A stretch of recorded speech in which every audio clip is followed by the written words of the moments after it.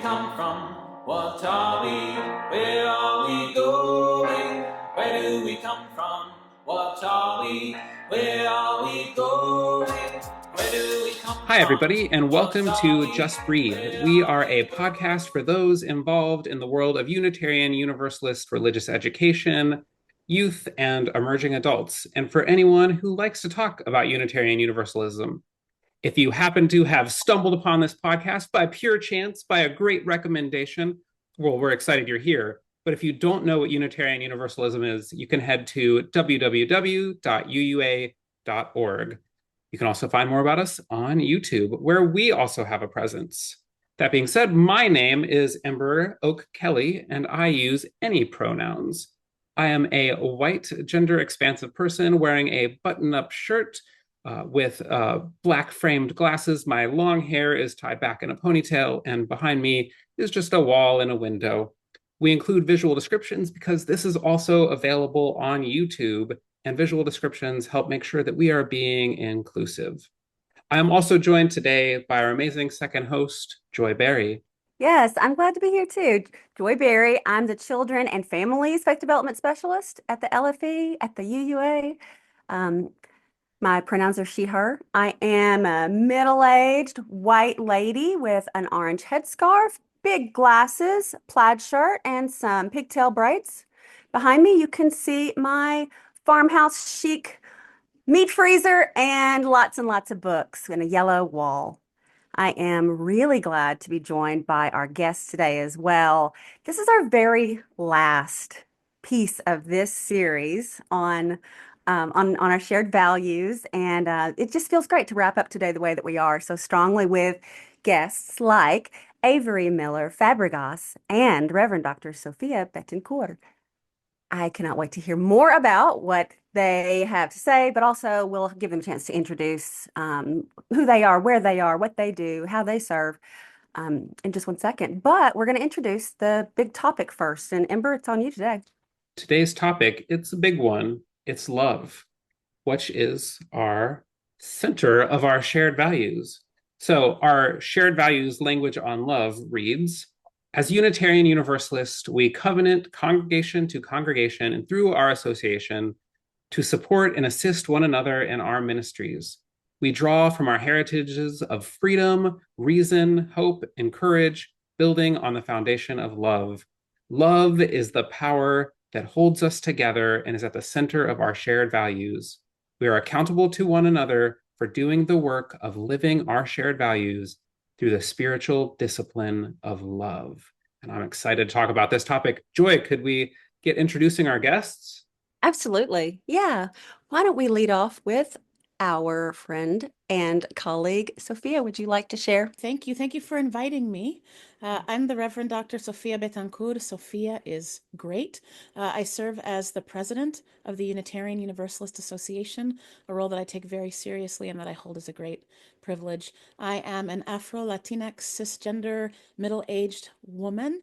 I have locks that go down my back. They're pulled back today. I'm wearing green and navy. I've got some tortoiseshell maybe glasses on, and I am sitting in front of a bookshelf with a range of books, probably too many chalices, some Lego flowers.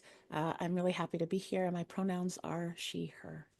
Is there anything just top of mind, just something pithy, about love, something that's been on your mind, or just anything that could sort of like season the pot a little bit here for us as we begin? I've been thinking about this a lot, partly because I got to engage with so many of our beloveds and colleagues when they put this book together. I know we'll talk about that later. But I really think of love as the center, not just of our shared values, but also of our theological inheritance. And I think for us as UU, sometimes we forget that we come from a long lineage, not just, although it would be enough, of Unitarians and Universalists, but also from liberal Christians and free thinkers and heretics of all kinds, who very carefully, through many years of discussing what we hold in common, who we think we are, how we want to be in the world, love is the thing that endured. It is the thing that abides. And that really speaks to me when we think about what it means to hold something that has as many meanings as love at the center of our faith. Oh my gosh. Okay, instead of everybody It's not a drinking game, of course. It's a chalice game. Everybody should light their chalice immediately. I feel like we just had our sua sponte chalice lighting there. So thank you for that. That's very lovely. Avery? Hello, everybody. Thank you so much for inviting me to be here today. My name is Avery Miller Fabregas. I use they, them pronouns. Currently, I am wearing a black suit jacket, a white collared shirt, and a double Windsor tied green paisley tie. I have fresh new braids that are behind my shoulders right now. And I'm 20 years old. Behind me is my slightly halfway packed college dorm, as I'm now a rising junior at Wellesley College in Massachusetts. I'm from Arizona. And I guess the way I serve is through being class president for my sophomore class at Wellesley. And I am also really passionate about doing some culture change initiatives, specifically in the workplace. And I'm currently having that manifested through Wellesley College's admissions office. We should talk about that book. Did we need a pithy statement about love? Oh, I'm so sorry. That's right. I forgot your pithy statement about love.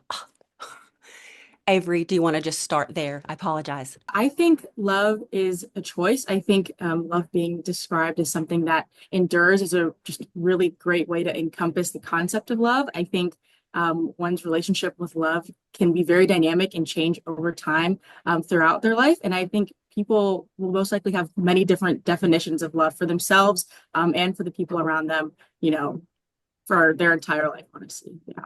I love these thoughts that have been shared. One of the things that I love in my role as a youth and emerging adult ministry staff is that occasionally I get to read for my job. So it's a net win for me. I like reading a lot. And so this year I had the excitement and the privilege to pick up Love at the Center, which is Reverend Sofia's book. And it is available on the In Spirit UU bookstore, other places that books are sold as well. But I would check out the In Spirit UU bookstore for it. But I was really surprised as I opened the book, and you can ask. I actually sent a text when I started reading this book because I opened it up and see this picture, which we're going to have a video show here in a second. But I see this picture of a word cloud in the shape of a chalice with love at the center. But I look down and I see word cloud created by Joy Berry, and I'm like, is that my co-host? And so I send a text right away to say, Joy, look at you right at the front of this book. And so, Joy, could you tell me a little bit about this project?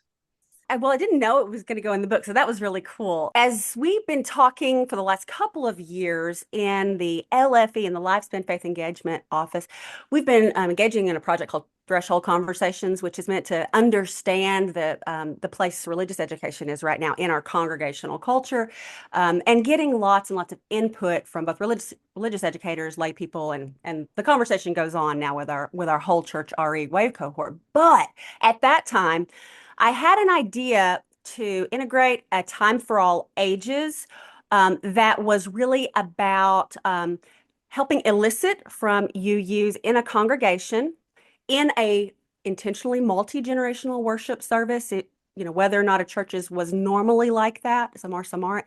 But for that Sunday, we got agreements from religious educators and ministers that they would tell a story in a certain way, a scripted way, and that they would then ask the congregation as they stood there with their puppet friend or their a humanoid friend who had asked them, so what does this church do? What does it teach and learn? And through a few minutes of conversation with the congregation about what their particular church teaches and learns, what do we teach and learn in this church was the centering question. And then everybody had access to a QR code in the order of service, and they could click there and go to name 3 single words.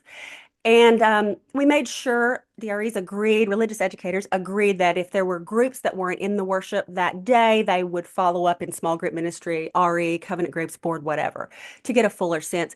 Those all went into a nice little database, and I used that in order to develop a word cloud to visualize the answers of congregations all over the United States, different sizes, different demographics, different histories. And I think that the most exciting thing for me was that I was doing this as as the shared values process conversations were happening, which sought to understand from JUUst what they saw as the center of our faith, the most important value in our faith. So it was just lovely the way that it came together, because of all of the congregations that took part in this activity, all of the ones who used the script and the QR code as it was set had the exact same result.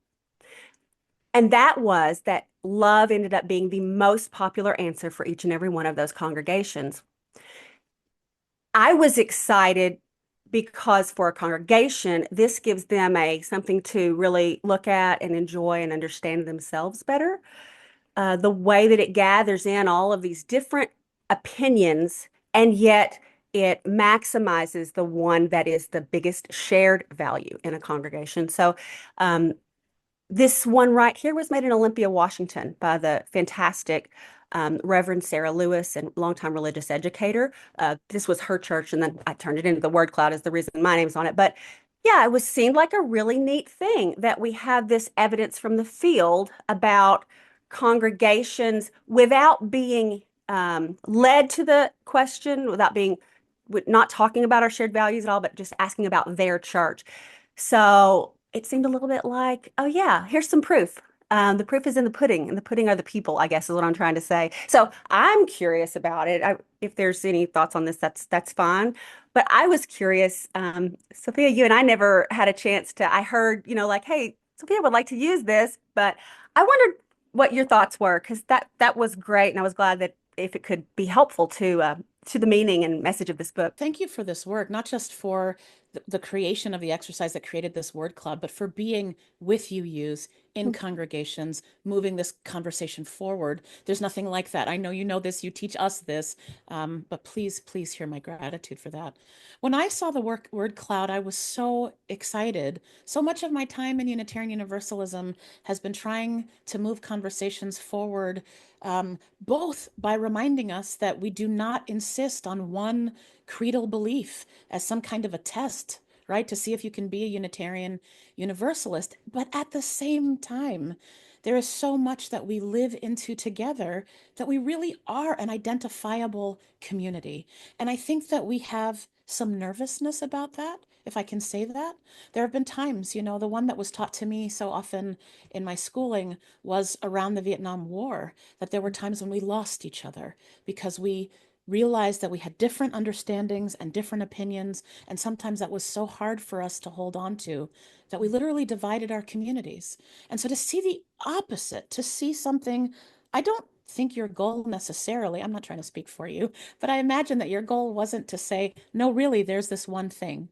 But when I saw the word cloud, it struck me that love was the largest, but it also struck me that all the other words I recognized, all the other words were words I would use to describe us as a community. Even if they weren't necessarily my biggest, most favorite words, it was like, this is us. And you put it in the shape of a flame, like it fit in a flame that could sit in a chalice. And there's something really meaningful about that to me. So I was so grateful when you said, yes, we could do this. I remember I said to Mary Bernard, we need to start with a visual. We need to start with not an argument about who we are or what the one meaning of love is that makes this okay for the most number. But actually, I feel like what we're saying is love is an ancient idea. It is a central theological message. It's a value that can help us in the face of impossible decisions.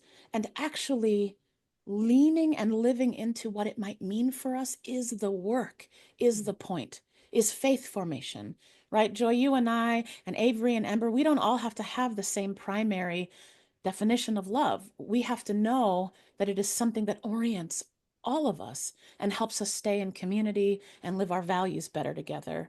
So I still get chills when I see this image, and I saw multiple images that looked like this. And just thank you not only for helping us talk about it, communicate about it, but thank you for giving us this tangible thing to help us as we live into very familiar ideas, but somewhat new language. That is so nice to hear. And I'll let everybody know that this activity, if your church would like to take part in it, will be part of the new set of shared values whole church resources that are their final edit's just about to be present. So if anybody's excited about this, didn't get a chance to take part in it, you will.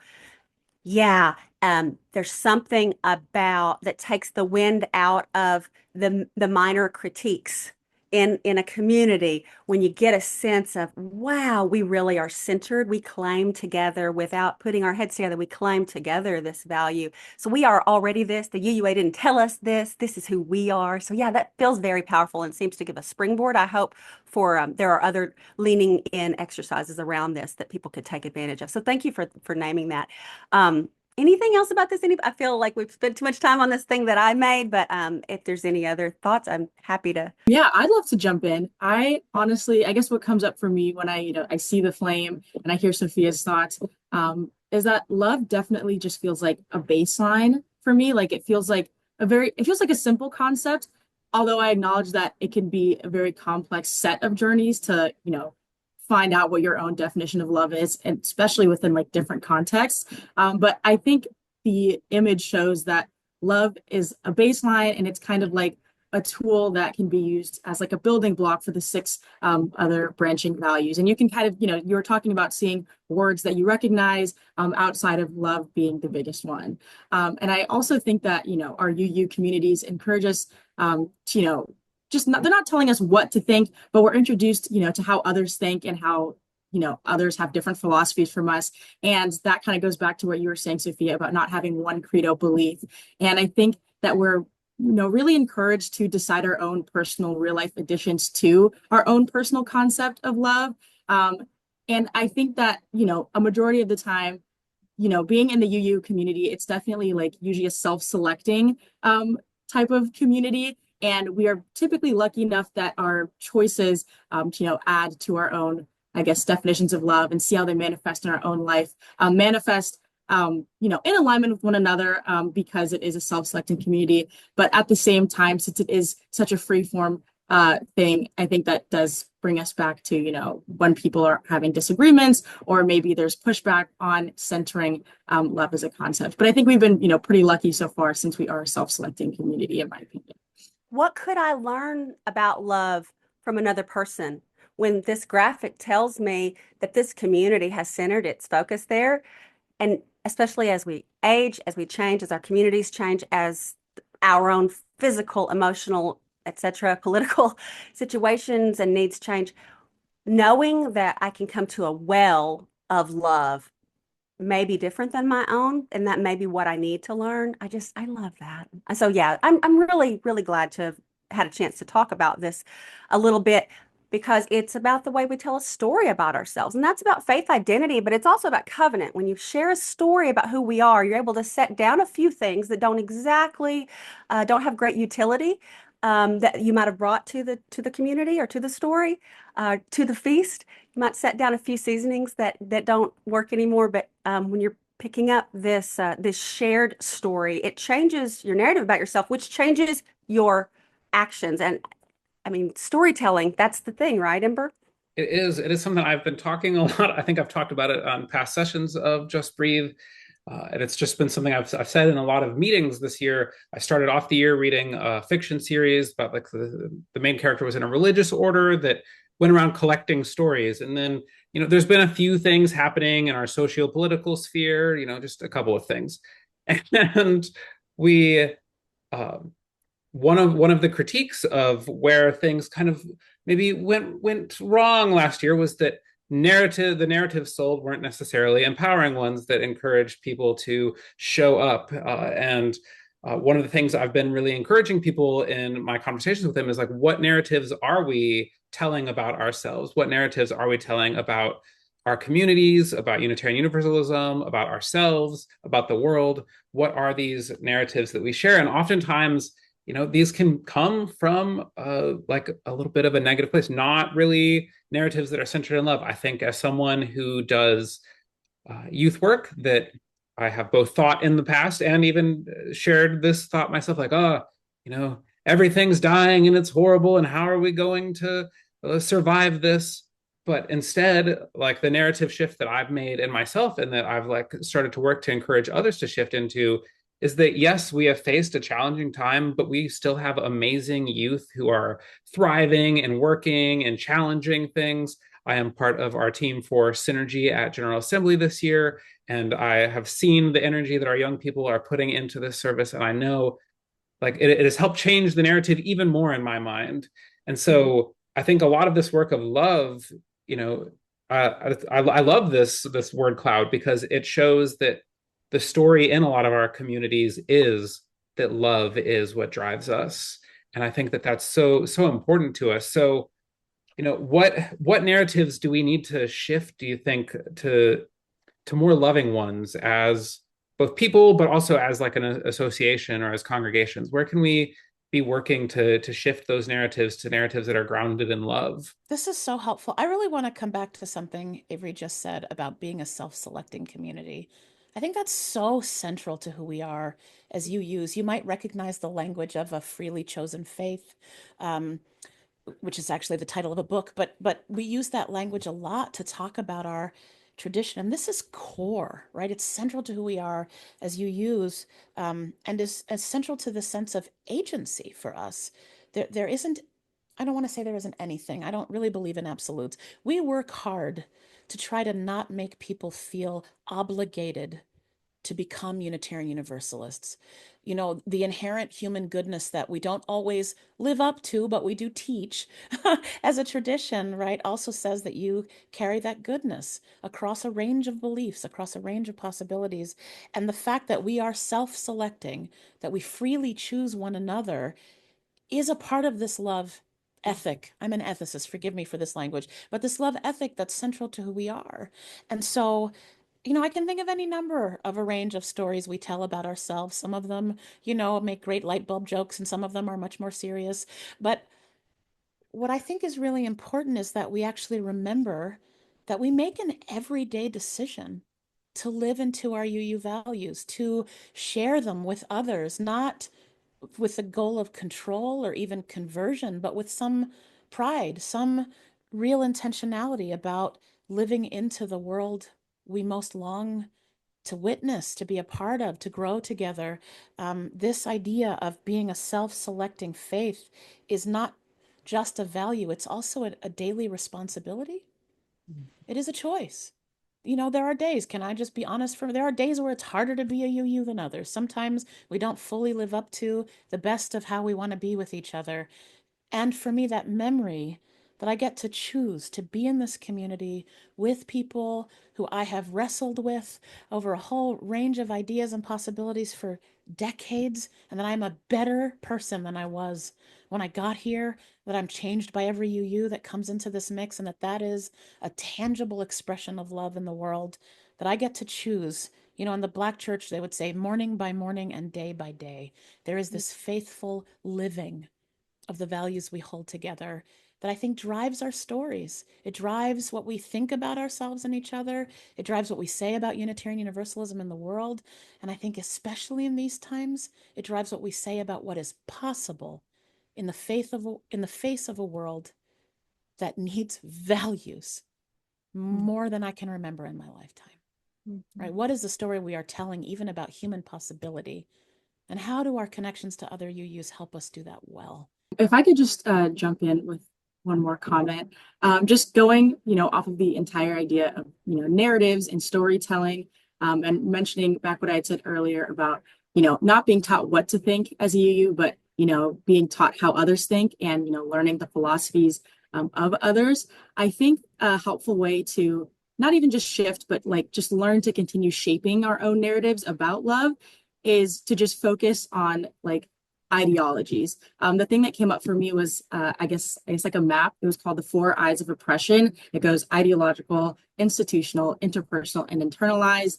And the very, very first step is ideological oppression. But I think focusing on just ideologies as a concept, when you're hearing the philosophies of others, from people of other cultures, just asking yourself why? What is the why behind this? What is the ideology behind, this story of love that I'm, being taught or learning about around me? And then shifting that into yourself and then asking yourself, this story, this narrative that, I might, be inclined to share, even if it's just a conversation with yourself, just getting to the root of your own ideologies and asking yourself why.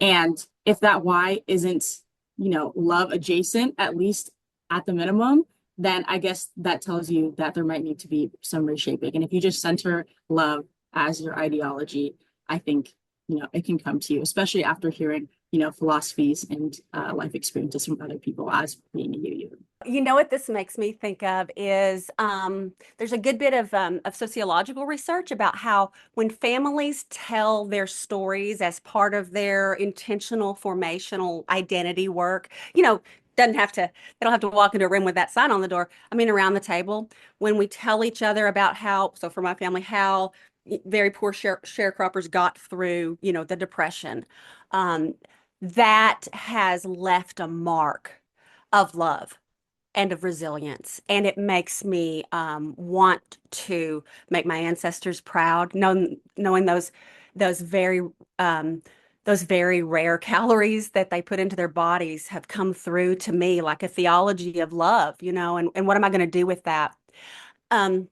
The stories that we tell about ourselves shape us and they make us more resilient and they unify us. One thing I've been thinking about is I heard some folks, as folks do on social media, be frustrated about the idea of love at the center. And we had a vote, so we know that we have a Democratic majority of UUs who chose this. But it just started my brain a little bit around folks saying, well, love is a bad thing for us to center on because who can say if we're actually acting in love? And there's no doubt that love has been manipulated and exploited just like every other good moral value in the world, right? But I've been grappling with this thing that has actually happened to me as I and my heart, how I have been transformed in a way by this process. So I'll just try to say it briefly. But it has been a conversion process. So this feels like a good place to say it. In my conversations to help UU congregations center love and practice love, not theoretically, but the praxis of love, talking about ways that they can engage in more whole church approaches, which doesn't necessarily mean everybody together all the time. Great reasons for us to do learning and growing and things separately, of course, too.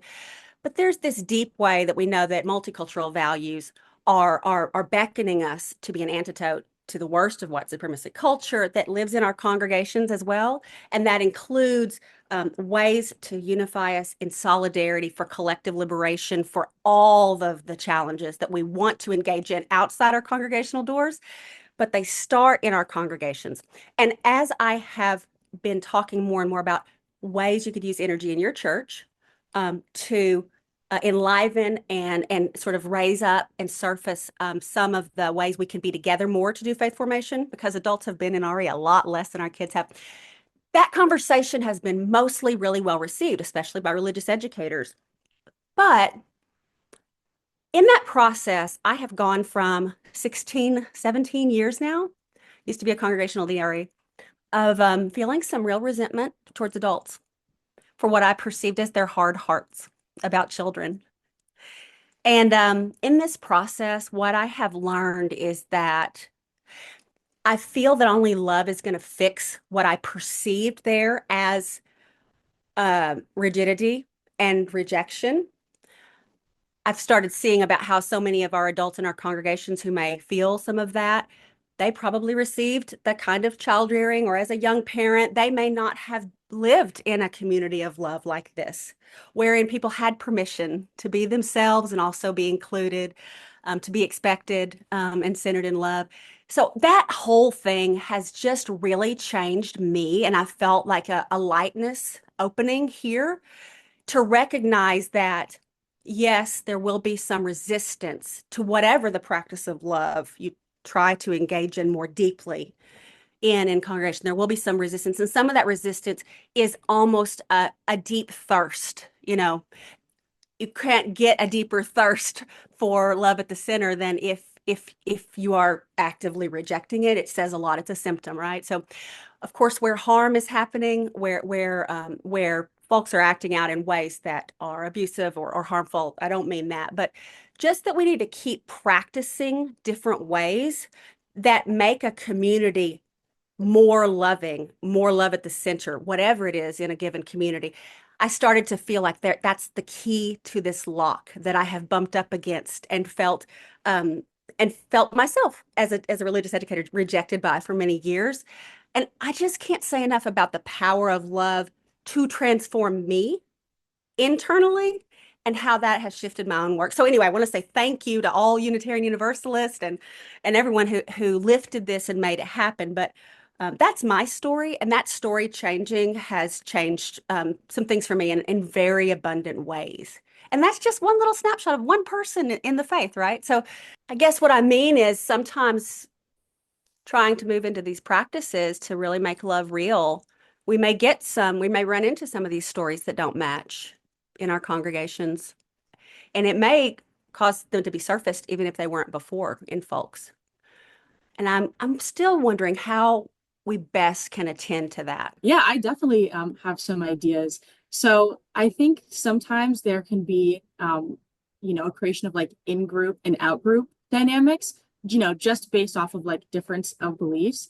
And I think that can be attended to through something called transformative listening. I went to a lecture earlier this semester and I learned about the concept of transformative listening versus active listening. Active listening is also a very good tool, just like showing that you're engaged, showing empathy. But transformative listening, I think definitely, I guess, just shows that you are really there to get a very deep understanding of the person and their values.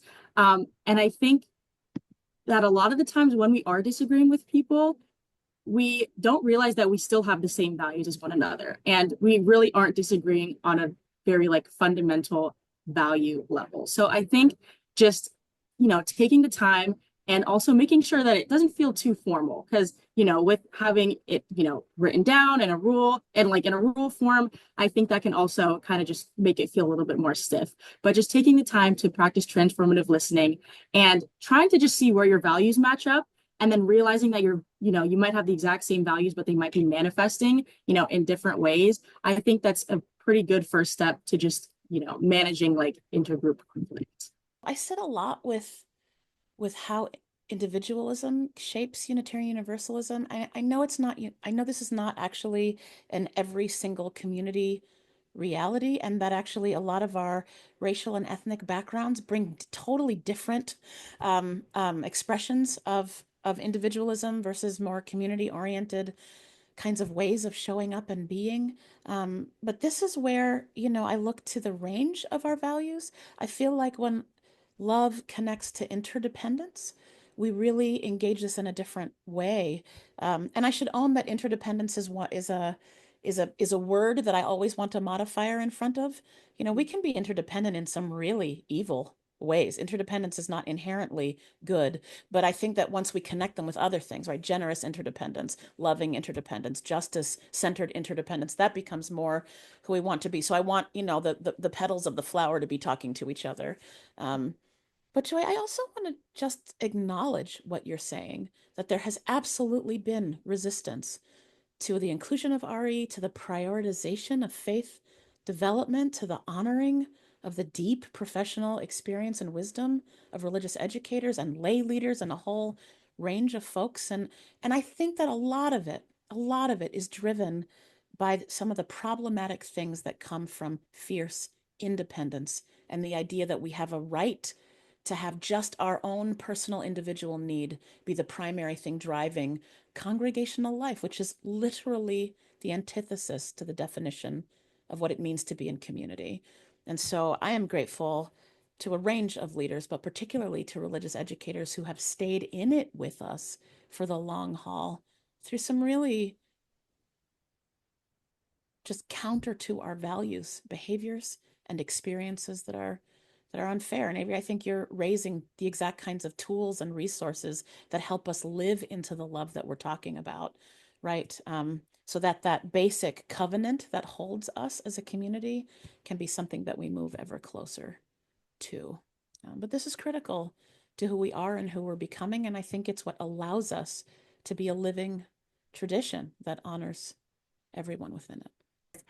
I feel like we love to lift up those ancestors, that legacy that has been given to us. And I'm deeply prayerful that we will begin to turn that boon we have been given and turn our vision towards how we are becoming good ancestors, both to the children and families and youth and newcomers that are coming today, but also how would we act in ways as if we wanted this church to have cultural perpetuity, as if we thought it mattered in the world. How would we act to become the good ancestors of that church of the future that's waiting for us? And that story, I think, is galvanizing. And I want to continue to listen for ways to help tell that story in ways that make sense in our different congregations. I appreciate what both of you said, but thank you for acknowledging some of the past harm, Sophia, and that this moment is one where things seem to be in flux and emergence. There's so much beautiful wisdom here. And Joy, when you're talking about being good ancestors, like my mind shifted to imagining, 100 years from now, them listening to the archived recordings of JUUst Breathe to be like, and they'll be like, Saint Joy Berry. No. But had to insert some typical Ember humor in there. But Sophia, in particular, when you're talking about like the modifiers on interdependence, it brought up something that I've been thinking a lot about with the love, and I often like to use the wording grounded in love. Centered works too, but like I like the idea of that these values, the justice, equity, transformation, pluralism, interdependence, generosity, that they're really like getting in that these are all so connected that we can't really we can't separate them. These values need that love, and this love needs those values. Like we can say that we're loving, but if we're not showing up in equitable ways, we can say that we're loving and doing the work of community, but if we aren't having pluralistic community where people can actually have differences and actually live that out, like the work of community is so hard. Like it is not easy work. And like, we've been talking about the self-selective idea, the freely chosen. We are choosing to show up and do this work of community. And like, that's what I love about these values grounded in love, is that they're just constantly dialectically interacting with one another. So, Sophia, in the book, you say that, the answer to what we claim is a non-creedal tradition, that the answer is love. So why are we, what does it mean to claim this love? What does it mean to connect these values to love? What does that mean for you, both like personally, maybe everyone as a whole, but like, especially like, what does it mean to you to be living out community with love and these values all interacting with each other? Thank you, Ember. I mean, I hope it's a question that we're all sort of wrestling with. I said earlier that I'm trained as an ethicist, which I don't think one needs to be, but it shapes how I think. So I want to own that. One of the things we say in religious ethics, which is really just, do you have a system that helps you understand your values and how you live in the world, how you make decisions, and how does that impact what you believe, right? Basically. One of the things we talk about is that you actually don't need ethics at your fingertips until something feels really difficult or until something feels impossible, right? Many of us, I think, could recognize that feeling of, well, obviously I'm going to do this thing, or obviously I'm going to behave in this way. It's just who I am, or it's just the right thing to do, or some version of that, right? We could say it's just the loving thing to do. What happens when either none of the options are the loving thing to do, or all of the options could be the loving thing to do, or more commonly, all of the options are loving for some people, but not all people. And it's different people based on what you choose, right? This question of how do we live with love at the center, for me, is more about guidelines and help in those times, right? What do you turn to when you are up in the night? You cannot sleep because something difficult is weighing on your spirit, is weighing on your mind.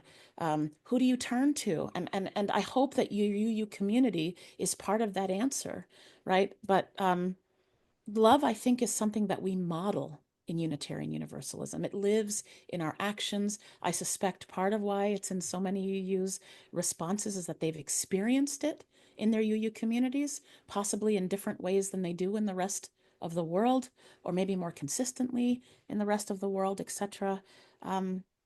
For me, choosing to live my own UU faith with love at the center sometimes asks me to stay at the table longer, sometimes asks me to listen more and talk less and struggle to find another way that maybe hasn't been considered yet. This one's actually really hard for me. Sometimes it asks me to be kinder to myself when things seem impossible, which helps me do all of the other things. But I really believe that love fuels our ability to engage all of the other values that we talk about. And I include the actual 8, I'm going to claim 8 principles in that, right? Just because we've changed our language doesn't mean that those values no longer shape us as UUs. How we understand our Unitarian Universalism and what helps us to live into the best of who we think we are meant to be, to me, is always grounded in one of the many expressions of love. And I think it's something to hold on to when we're scared, when we're frustrated, when we disagree, that hopefully helps us to find another way. As we sort of move towards our close in this sort of threshold moment when we are emerging into a way of seeing ourselves and claiming our story that's a little different than the past, and yet so radically grounded and rooted in our theology. One of the things that I think is so important to do is to make sure that we are listening to the voices of those who have been with our faith the longest and those who are perhaps a little younger or not as much used to having their voices centered. I think they have an important role to play in helping mirror for us who we are. And I know that, Avery, you have been involved with NEAT. Oh my gosh, someone remind me. National Emerging Adult Team. And you were raised UU, right? So you've had more of a, if our gospel, if our theology, if church is like a medicine, it's like a dose, you've had a very large dose compared to most people, right? So I think that what you have to say about this is probably pretty important. You know, what do you most think that our communities need to hear and learn and deepen their engagement with about love? Yeah, I really like the idea of just emphasizing and highlighting institutional memory, through, listening to people who have been in the faith for the longest, as well as combining that with, platforming and highlighting, the younger voices in our community who typically, would not be given the opportunity to voice their own opinions. I think combining like new ideas and also old ideas that, we know maybe do work or don't work based off of those people's lived experiences with them is just a really good combination for attending to those issues. The first thing that comes up for me, though, is something called just like intergroup contact. And it came up kind of, I think it was during like the, I guess, like anti-racism movement several decades ago. And it's basically just where contact between members of different groups under certain conditions can work to reduce prejudice or intergroup conflict. But in simple words, that's basically just, spending time with one another and talking to one another. And it can feel like, we always have to put work into our community, but sometimes having our community do the work together is what can bring people together to fix that intergroup conflict. Mutual interdependence definitely works very well when there's a common goal that everybody is working to achieve together. And that also goes back to the idea of, trying to go back into your own ideologies, what you value, into the ideologies of other philosophies that you've heard, and then trying to, come up, have conversations about what you all value, what's a set of values that, are all important to you, come up with, ways that, those values are manifesting in your own life, and then all working together to fulfill those values in whatever, makes anyone else comfortable in that group. And I think that, doing that type of like intergroup contact can work to set a set of social norms that makes love the center of all of the UU values. And that's something I feel like I've definitely observed after growing up in the UU congregation in Arizona, being in Heartspace, our UU club on the Wellesley College campus, and just spending time with people who are different than me, using my transformative listening skills and showing that I really understand where they're coming from and their lived experiences. And also remembering to stay open-minded, and that I'm always living through just the construct of thinking that has been shaped by my own life. I'm always going to have my own personal experiences impacting how I'm understanding what somebody else is, saying or sharing with me, but being cognizant that that is happening at the same time. And just combining all of those things while I'm spending time with people that are different than me, people that are the same with me, and just collectively choosing to center and work on our own values that we discussed together, and then centering love at the baseline of all of it. I love that. And we've had some things mentioned in the show today that you may want to learn more about. Transformative listening, we'll make sure you'll give us the info on that.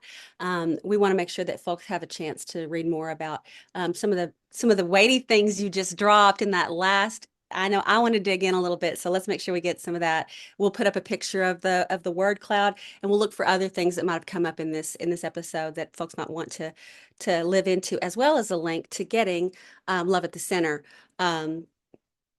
This has been a great show. I feel like we are ending strong with love, which how could you not, right? It's kind of like a recipe where if all of the ingredients are delicious, why is it not going to work, right?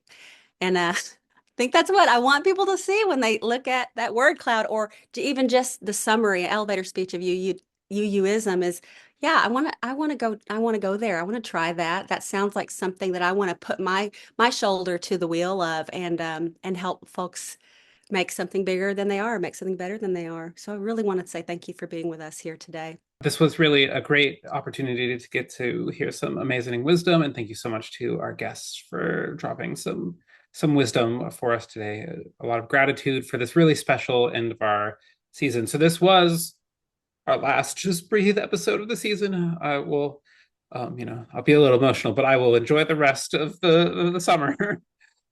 But stay tuned, because we will be back in September.